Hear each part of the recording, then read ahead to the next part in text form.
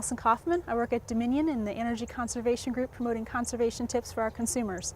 I'm out here today with Tom Brinda at Ginter Botanical Gardens, and we're going to learn about some energy efficiency and planting tips. Good to see you, Tom. Hi, Alison. Good morning. Thanks for joining us. You know, I myself don't have a green thumb, I am embarrassed to say. So tell me a little bit about the plants here at Ginter and your thoughts going into planting in the time of year versus fall or spring. Well, Ginter Botanical Garden is located in Richmond, Virginia, and so we are a hardiness zone that's considered to be USDA 7. And gardeners and landscapers in our region will recognize that. The plants in the botanical garden reflect that part of the country. So anything that you see here in the garden is a possibility for planting. Yeah, and there's blooms all around us. Today, the botanical garden works very hard on having blooming plants and shrubs all year long, I assume. That's right, and we're open virtually every day of the year, so there's always something for our visitors to see. Wonderful. Now tell me the best time to plant. We're now in the fall season.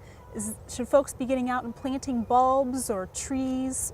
What should we be thinking about right now? Well, it's an excellent time of year to plant, and fall is a good one, and there's lots of promotions that are in the industry, so folks will see that fall is a good time to plant. The planting season, though, can be extended through winter and spring in this climate, and even through some of the hotter parts of the summer, because containerized plants are very versatile and easy to transplant, and they're taking their whole root system with them when they come from pot to ground. Fall is ideal because the plants are slowing down and going dormant. Spring is ideal because the root systems are actively growing, and summer is okay as long as you're willing to water and do a little extra care to get the plants growing properly. Oh, very good to know. You know, from an energy conservation perspective, what we at Dominion look at is the summer and winter kind of hot and cold months and how to conserve energy during those times. And we recommend that in the winter time you allow natural sunlight into the home or around your air conditioner heat pump unit. That natural sunlight helps heat. And then in the summer, any shade that you can provide.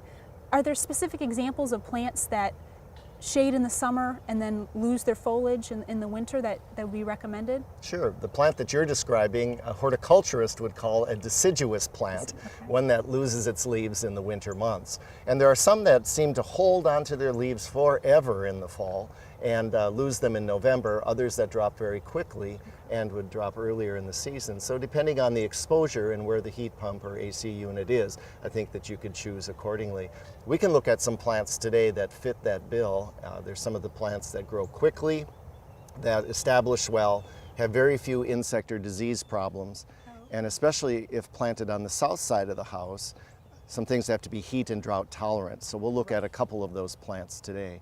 We also have some demonstration plants that are broad-leafed evergreens because in this climate, even in the heat of April and May, I know that AC units are already being used, and some of the plants are late to leaf out in the spring. So if you have a broad-leafed evergreen, that's a possibility if you have a south-facing unit. So we'll look at one of those plants today as well. Good. Yeah, you were mentioning so deciduous and evergreens, and when they do lose their leaves or maybe even needles, we want to remind our folks to keep clear of the debris around from your heat pump or AC unit.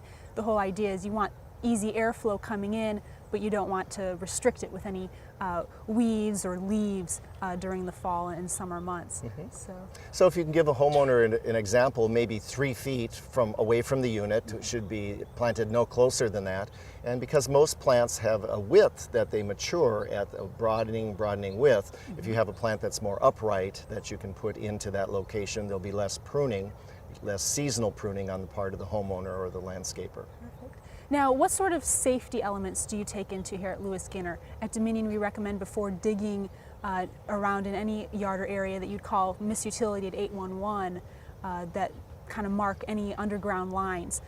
What kind of safety elements do you take into account here at Ginter? Well, we do all the same things. Okay, and because the buildings here have been built over a long period of time, some of our institutional memory goes as a staff member leaves. So although we have maps that show the as-built drawings the way a homeowner might, it's still very important for that homeowner to call misutility, have things marked, because they may not remember what it was like when the home was built. Good. Well, thanks, Tom. We sure appreciate you inviting us out here today and having a conversation about the planting and energy conservation tips that go along with it.